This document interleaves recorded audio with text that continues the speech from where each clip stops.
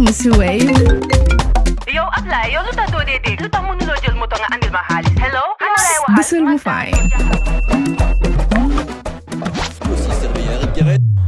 What? Bësal mu fine. Oh, yes! Wave acts in Gambia. Deposit and withdraw money, pay bills, and buy mobile credit without fees. Transfer money wherever in the country for only 1% fee. At Wave, Bësal mu fine. Wave, your money is yours.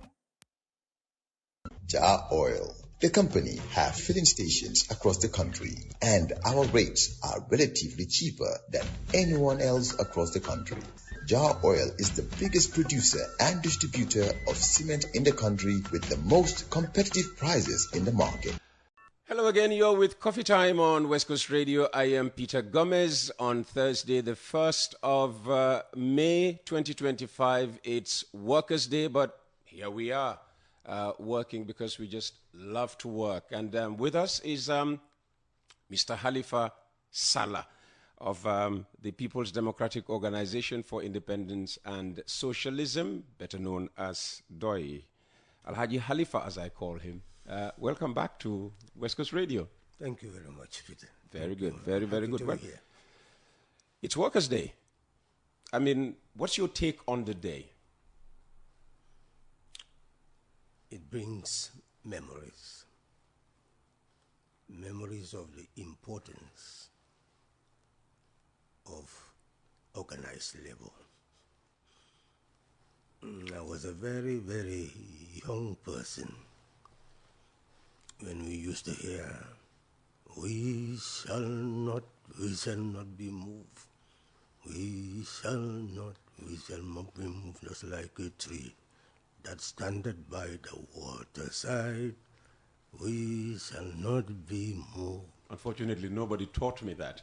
Jallo is our leader. You can remember? I remember Jallo, yeah. That was the heart of organized labor, leading and participating in the struggle for self-determination and independence throughout Africa. I believe you know that Sekou Touré was a labor leader. The labor unions were allowed by the colonialists to be legal organizations, but political parties were not allowed to exist until we moved very close to the time to attain self-determination and independence. So most people who were activists for national liberation came from the labor movement. Just to give a brief history. Essentially, under current circumstances, if you look at Section 25 of the Constitution, it emphasizes the right to freedom of association. It particularly mentions unions and political parties, giving them different functions in society.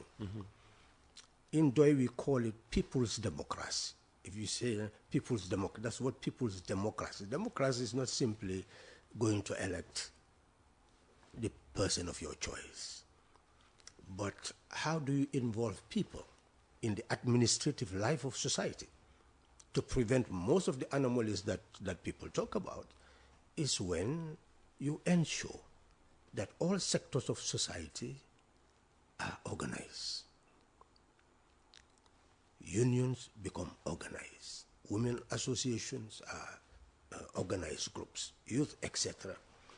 So in all areas of society, like if you follow my street today, you see the market vendors. Edward Francis Small started the whole movement, organized movement for political change by emphasizing no taxation without representation. Meaning that those who pay the taxes should have a say on what should be done with the money they are inputting in government coffers. And that is the basis of democracy, that what I own is money, putting it in the coffers of government, therefore that government should serve me and I should elect that government. It's as simple as that. The same thing with what should be happening, that I pay dues and duties to council. Council must provide me with garages, must provide me with markets. So it's a demand. And democracy is demand-driven. My right must be protected, and that's why you have freedom of association, which means at this stage, what has definitely happened under Jawara's government, Jammeh, and today, is to muzzle the freedom of association of the working people. If you are in the public service, in fact, you're almost rendered disempowered from being organized. And that is what society should do, empower all sectors of workers to be organized. So in that regard, I've had the Secretary General Chairman of the Gambia Trade Union Bureau, and he mentioned something very significant, and I will crown everything there. Sure. Indicating that when they were engaged in this so-called recycling of assets, labor is not involved. When you talk about post authority, labor is not involved in the whole arrangement of trying to build some form of public-private partnership. And it goes to all areas. And soon you will see it with the Gamtel, Gamcel. You will see people being retrenched in a very sophisticated way, without severance pay. You don't see any form of protection of labor. And that is the most significant element in governance, is protection of a given group of society that works to make society to exist. So my emphasis is that no wages, no salaries, no public-private partnership that will give power to another authority to decide the fate of those who work should actually be done without the active participation of the leadership of organized labor. That should be legally established, in fact, not only legal, but constitutionally established. And let me emphasize the importance. Look at Port Authority. We had dock workers complaining for almost a decade of being discriminated and exploited by virtue of the fact that they should have, in fact, received what had been due to them in foreign exchange, because all the forces that come and utilize the port see stevedoring to be an independent body, and they pay for it. And that they are not employees of the Ports Authority, they're not government employees. They should have a separate contract arrangement and should benefit. And when they showed us the calculation, every dock worker should have built a mansion. Wow. And after this program, I will ensure that the people who are in charge of their union will come. You invite them and you listen to them. Sure. It's best to get things from the horse's mouth. Absolutely. They've written to the Jammeh administration when he was here. They've written to the Barrow administration. Blank. They've come and engaged in this public-private arrangement, and they've not been involved. Stevedoring is not independent when it should be. And they should receive the gain, because it's their labor that will be utilized to ensure that the ports works, the port facilities work. So there is no doubt that the starting point of this government should have been to engage organized labor in the first place and transform it into an institution that will protect the interests of workers, so that in any contractual arrangement, the Ministry of Trade and Employment, the organized labor movement leaders will constantly meet, including the Office of Ombudsman, the Human Rights Commission, to look at the details of any contract to see that the rights, because these are rights, why the reason why they have freedom of association is right to be organized to protect their interests, to see that their interests is adequately protected. On this day, I would wish to emphasize that the government, as he rightly said, should open up a conversation with organized labor if it is genuinely interested in building the type of democracy that will serve the interests of the people. When the people are organized and express periodically, like today, May Day, all organized labor units would have sat down to take stock of their challenges and how they should be addressed and put them together. And on this day, the executive will sit, the legislature will sit, the judiciary will sit, all relevant institutions established to protect the rights of the working people sit, and they engage in a conversation so that ultimately resolutions will be drawn that will impact on legislation, impact on policy. That's how you run a state of the people. We say the state must exist for the people, not the people existing for the state, paying taxes and do not benefit from the state. He lamented the fact that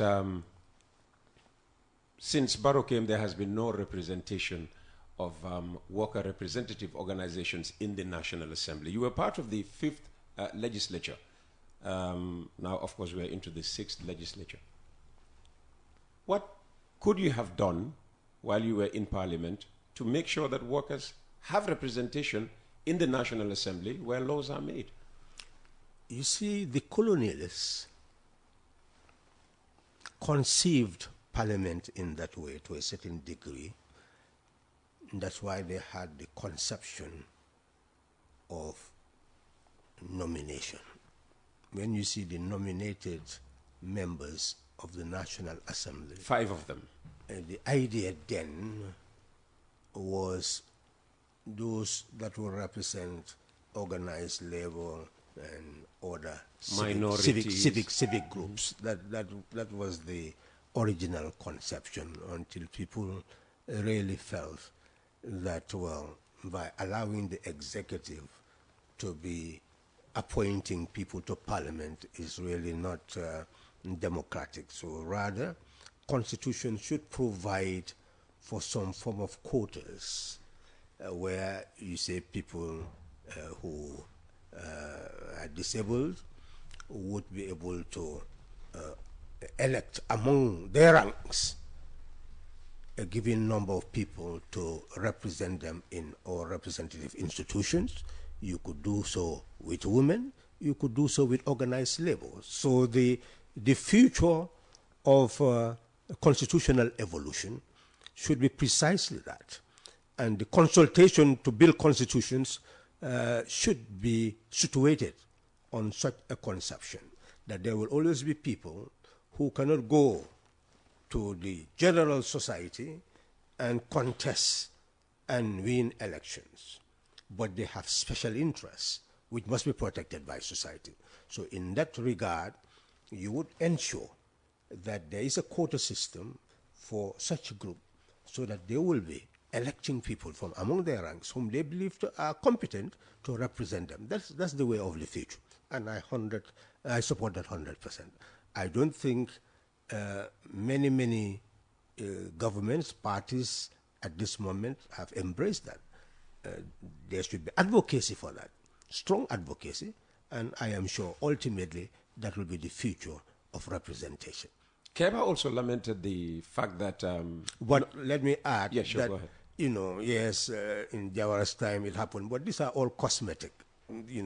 You had them, but the environment was not there to protect labor. You could see that they privatized all the many public institutions, but during that process, organized labor was not involved. Jam similar situation, organized labor is not involved. Present administration, organized labor is not involved. You can remember the old PWD. It went to pieces. What could organized labor do during that era? So organized labor was disempowered immediately after our governments took charge of our destiny. We said we wanted to break away from the colonial domination. We did break the chains, but after that, we enshackled our own people by failing to give them the power that they deserved so that they participate in how we govern our country. That is the reality. So what can we do to right this wrong, which takes me back to Keba Masane Sise's lament, that most workers, don't want to unionize, be part of unions. What will it take? Worker education or what? First, it takes a mindset of a nation. It's a nation building. It's not the facets. It's the whole nation. Peter, we precisely could have achieved that in 2016 by giving Gambia a new start. Somehow, African countries must be given a new start. We had the first start of self-determination and independence, but the second phase is yet to begin. The second phase is to be able to empower the people so that they become sovereign. So you have the sovereignty of countries, which we guard jealously. Every country will say, well, I don't want any other country to dominate me. We guard that very jealously. I'm a Gambian, I'm a Senegalese, I'm this and that. So we have sovereign countries guarding their sovereignty jealously. But we do not have sovereign people guarding their sovereignty jealously, because that requires moving away from tribal, what we call ethno-linguistic, religious, and other considerations, sectionalist considerations, which divide us so that we feel that we are part of units rather than we are part of a nation. So first and foremost, we need to engage in nation building, building a consciousness of a sovereign people so that we jealously guard our ownership of power, jealously guard our will to determine our manner of government, jealously guard what that government does, because it must exist for us. And in that sense, this is where the sectors become empowered. If there are religious groups, their religion must be protected. If there are unions, their groups must be protected. Women, so all groups now will exercise not only human rights but group rights. And that will feature where? In the constitutions. So when we talk about building constitutions, making constitution, we must understand what it means. That when we make the constitution, that's where a referendum comes, we are the lawmakers. So every citizen must see that I am the principal lawmaker of my country. Because no constitution will become a constitution, which is the fundamental law of the land, without me. So that empowerment, you must see in that constitution where your right is protected. So the constitutional provision should be the first port of call for the protection of rights. And we should know what is in that constitution. That should be written there, that the constitution should be taught so that every citizen, and in all the languages, so that every citizen will know what is there, because it's where our power resides.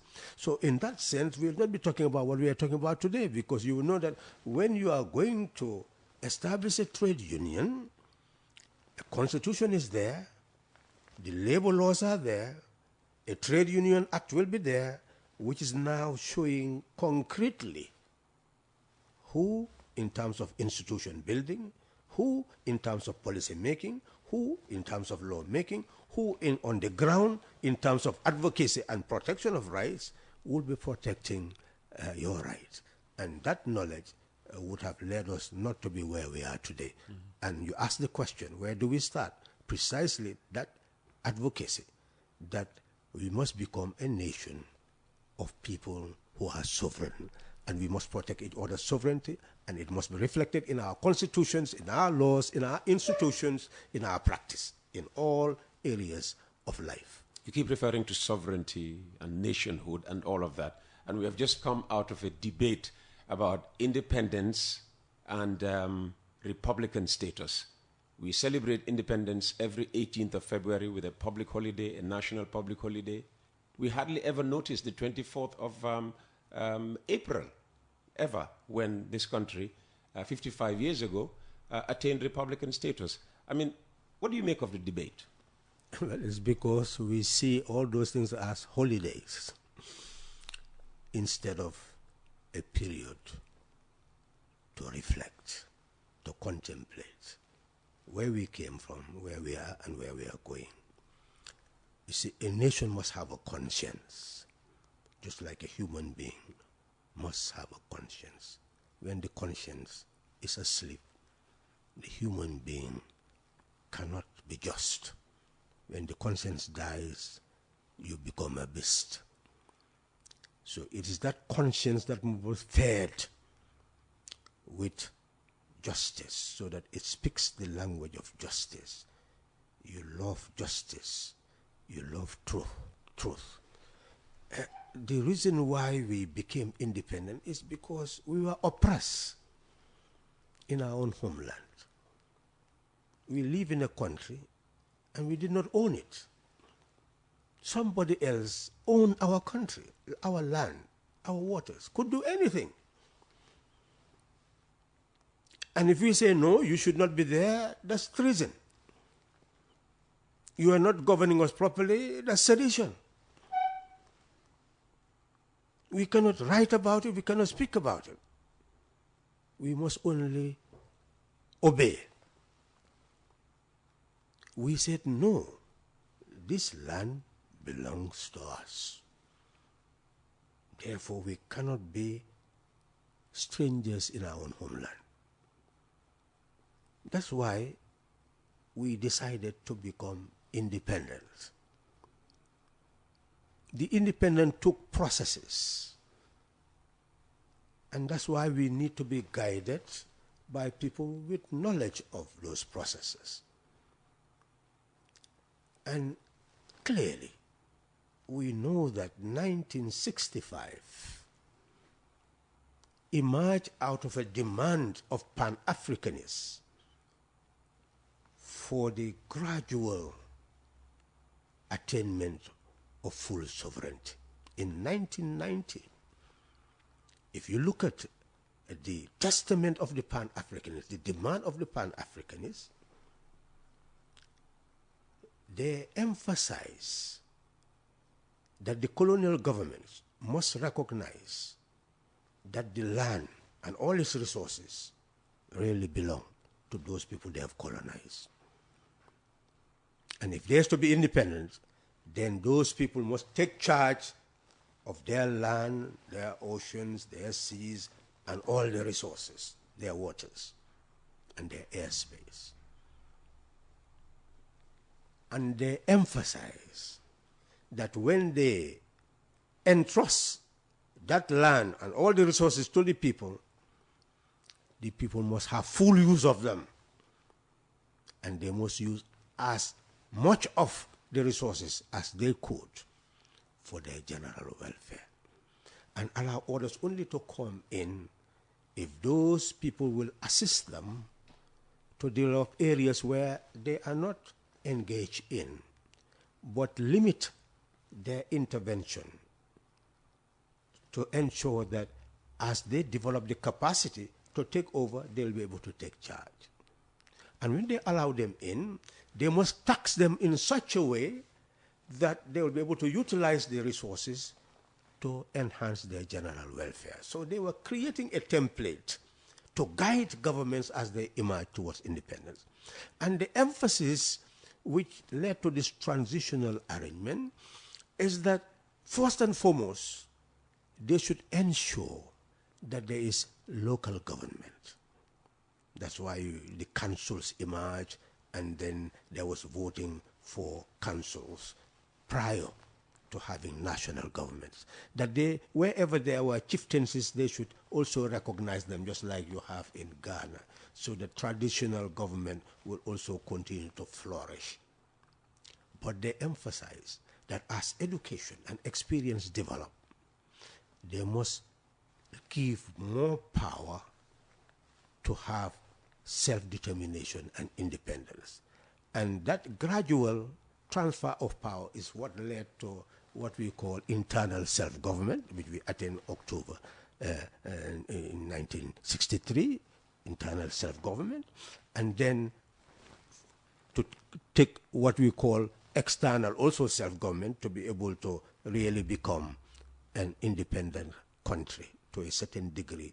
1965, allowing us to have a prime minister, to become citizens of the Gambia, to have a cabinet, to also have a House of Representatives. So the independence in 1965 was partial, or to use your word, very partial, to a certain degree. Because if you look at the 1965 Constitution, Her Majesty was still the executive. And therefore, we were a constitutional monarchy. Her Majesty was still the executive of the Gambia, and that's why we had a Governor General representing Her Majesty, who will take oath to owe allegiance Her Majesty. Even though you can get a Gambian to be a Governor General, but that Governor General owed allegiance not to the Gambia, but to Her Majesty. Because the Queen of England. The Queen of England. Or whoever becomes king, whoever is his or her Majesty. At the time, we were saying queen because at the time there was a queen. There was a queen. Yeah. So in short, that was the case. That's why we had a referendum in November, for us to determine whether we wanted to be a republic or to remain a constitutional monarchy. But the issue was not clear. The referendum question was not clear. People did not understand what they were voting. What was the question? The referendum question should have been clearly drawn that okay. It is whether Gambia should remain a constitutional monarchy under Her Majesty, or to become a republic where there will be no monarchy anymore. But what was the question? Can you remember? That's what I'm saying. That's, you know, the question is taken from the referendum, indicating that now you are to vote yes or no whether Gambia will become a republic or not. Ah, okay. So our thinkers, our political leaders should have interpreted that as a referendum question. And that is why now the question must be evident. Before, even they themselves who put the question did not understand that they were putting a question. Do you understand what I mean? They just feel that, well, now go and vote, yes or no. But what is the yes or no about? I'm interpreting the yes or no is precisely whether we should become a republic or remain a constitutional monarchy. That should have been evident. When we were also voting for the 1996 Constitution, it should have been evident. You should make that plain so that the person who is the commission conducting the election should put that to the people, that you know what you are voting for is whether you should have a decree to be the supreme law of the country or to have a constitution to be the supreme law of the country. That was the referendum question in 1996. Now, the referendum question, as we are now, 2024, should also be clear this time, if we are going to a referendum. What are we voting for? That should be very important. So that was the case in 1965. We didn't vote yes with enough majority to be able to become a republic. It happened in April 1970. 24th April 1970 is when we became a republic. Her Majesty disappears. Monarchy disappears.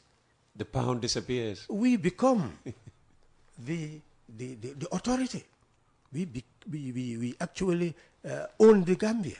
We determine who is president. We determine who is National Assembly member. It was no longer a governor appointed by anybody else. So in short, 24th April has just slept away just like that, and nobody officially spoke about it. It's because they don't value it. And the mindset is still not. Is that a failing of the First Republic? Well, now we can engage, Peter, in the blame game to a certain extent. We're saying if up till now, and that's why I was telling people, we are still debating on whether we should have a constitution for a third republic. You had a First Republic. It failed in building a nation, a people. Second Republic, it failed in building a nation, people. Third Republic, we are saying we are not yet there. We are saying we should go to a third Yes, republic, yeah. and we are not even united to build the third republic. We are not united in building a constitution. Are we a people? We are not a people. And that is the challenge. And that should be the debate on the 24th April 1970. We are moved to the level of being a people, a sovereign people, owning the whole of the Gambia. They said 11,285 square kilometers, but still our borders are not properly demarcated. We don't even know what we owned. Even though 1970 they say we own that. But our leaders have not sat down with Senegal so that we properly demarcate the borders and say, Gambians, this is what you own. We have not done that. So the mindset is not there to build a nation. And even on this ownership of the land issue, apparently there are certain sections, even in the Greater Banjul area here, that are still owned by the monarchy in the UK. You hear that we don't have ownership of the premises where you have the MRC and certain sections of the Fajara end. Yes, we can get into that, Peter, but you can see that. This is mind-boggling. I mean, but that's what I'm saying. Yeah. If you get to that level, I think you see what you can build up. They'll just feel, okay, it's MRC, it's these people, they own our land. But I am emphasizing, even the demarcation of our border is yet to be done. We don't know what we own. And all those things should have been settlement issues. MRC, there could have been a collaboration a long time ago to transform it into a university, because all the research it is doing, it could have been a partnership.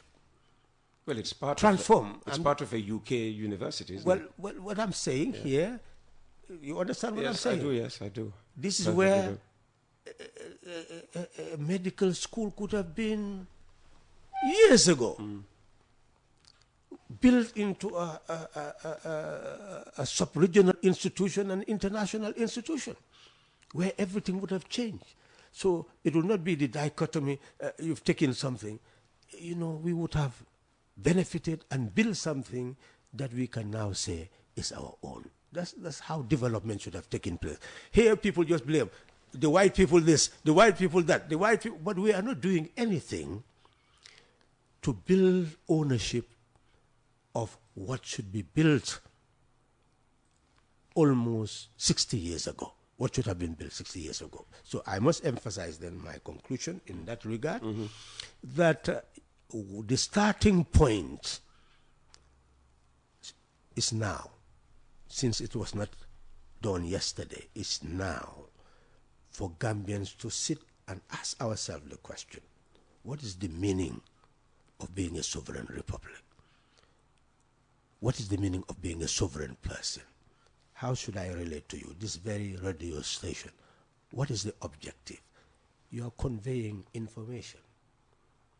It's a partnership. This is a public function. A government that recognizes that citizens individually or collectively or under administration, public administration, should serve, then we should see everybody to be serving the nation, as long as what they are doing is impacting on mind, on body, on development as a whole. Which means that why would you tax a radio station? I saw when Senegal took over, people, the government is really now showing, but, people cannot distinguish what is development and what is just simply governance. Governance should facilitate development. Development is ensuring that people live in the first place. So whoever is doing anything, anywhere, that makes the person and family to survive, that is development. You should be concerned that that person does not die. And what that person relies on also does not die. That is the role of government. And when you take over, that is precisely what you must start. How are people surviving? How can you sustain that in the first place? How could you enhance that to cover everybody else? That is the issue. So what I am emphasizing here is that April 24th should be a day for schools, for radio stations, for communities. Just as we commemorate Christmas, how is it done? There is teachings. Commemorate Eids, how is it done? Teachings. The religious leaders will explain and explain and explain. But who explains our sovereignty? Who are the specialists on that? Who take it as a way of life? Are our teachers being taught to understand this, to implant it in the young people? It's not there. So we have not started yet to build a nation. Let's accept that. And let's take 124th April to start that process, or we started before. And I am saying, my emphasis, let's start it now. Fantastic. Mr. Halifa Sallah is with us up to 10 o'clock and possibly beyond. It's Coffee Time with Peter Gomez on Thursday, the 1st of May, May Day, Workers' Day, International Labor Day. And the program is brought to you on YouTube by Wave and Jar Oil.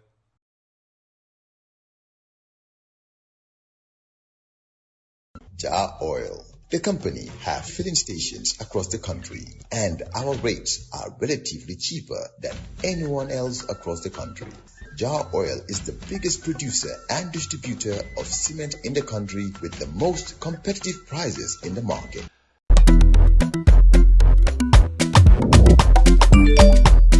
Axel jam si Wave. Yo, apply. Yo, luta do dede. Luta mo nulo jël moto nga andil ma xaalis. Hello? Ano lay waxal? Bësal mu fine. What? Bësal mu fine. Oh, yes! Wave Gambia. Deposit and withdraw money, pay bills and buy mobile credit without fees. Transfer money wherever in the country for only 1% fee. At Wave.